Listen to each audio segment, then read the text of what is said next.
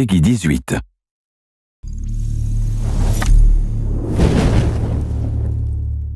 It's time for another community Q&A, and if you're anything like me, you're going to want some fun facts about The Division that you can use to impress your friends and family around the dinner table, right? Okay, stick around.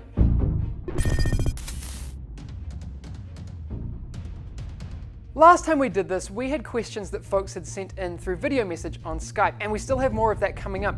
But we saw this thread over in the Division subreddit, and we figured this would be a great opportunity to clear up some of the intricacies of rogue status that people experienced, and to be honest, we're a little bit confused by at E3. So basically, when players enter the dark zone, they're neutral by default. But as soon as they attack another player, they turn rogue.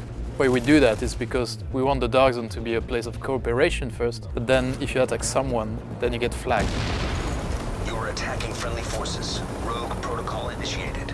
When you turn rogue, you get a bounty on your head and all players can see it. And the more you kill, the bigger the bounty. You climb the levels of rogue by killing other players, and if you're level 1 rogue, you are rogue for 2 minutes. But if you kill more players, you are rogue for a longer period of time. Every time you kill a player, you refresh that counter and it increases up to 5 minutes. If you manage to survive your rogue status, which is pretty difficult because all players want to kill you, can see you on the map periodically. If you manage to do that, then you receive your own bounty.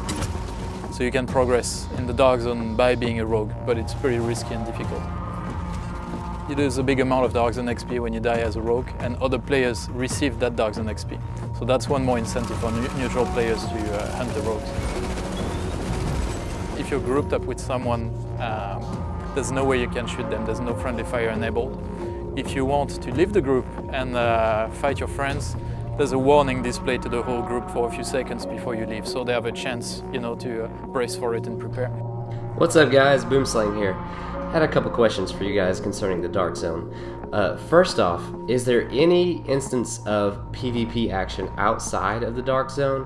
And also, Dark Zone or Dark Zones? Are there going to be more than one, or is there just one Dark Zone? I'd like to get that cleared up once and for all. Thanks. No, there's no PvP outside of the Dark Zone. So just to make it extra clear for the players that when they enter the Dark Zone, they're entering PvP. There is a lot of PvE as well, but yeah, it's an area where players can enter and help each other out with PvE or end up fighting each other instead. Are you leaving?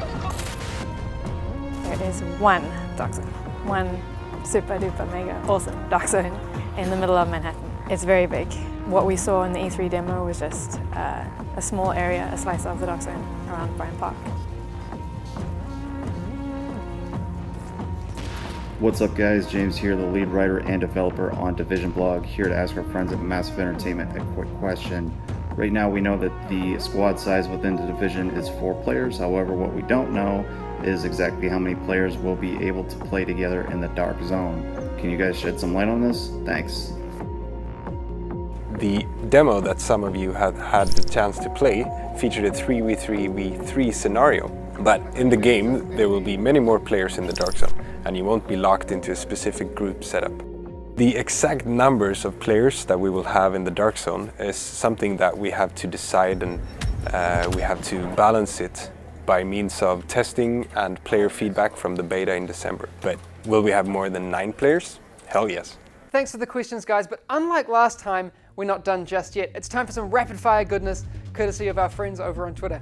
Will we be able to find weapons and gear outside of the Dark Zone? Okay, Alvin, the answer to that is definitely yes. It's also worth noting that you can find best in slot gear both inside and outside of the Dark Zone. While there may be more of the good stuff inside the Dark Zone, you also have the risk of someone having you in their sights, so you've been warned. Cameron Lewis asks, will you be able to have just your loot extracted and then go looking for more? Yeah, that's exactly how it works. The extraction helicopter is only there to pick up your contaminated loot, so afterwards you're free to fill up that loot bag as many times as you want, or find a way out of the Dark Zone if that's what you want to do. Where can I sign up and play the beta in the UK? This doesn't apply to just those of you in the UK, but you can still sign up by going to thedivisiongame.com/beta and fill it. We'll throw a link down in the description below for you as well. We'd better wrap this thing up, but I promise we'll be doing this all again very soon. So what would you like to know? Are you curious about what you'll find in the Collector's Edition? Do you want to know what games devs play in their spare time? If I'm in the Dark Zone and I shoot my boss from work and take all his loot, how many muffins is sufficient for an apology? As always, you'll find us on Twitter, Facebook, the official forums, the Division subreddit, and you can still send those video messages into the Division game on Skype. Have a good one. We'll see you soon.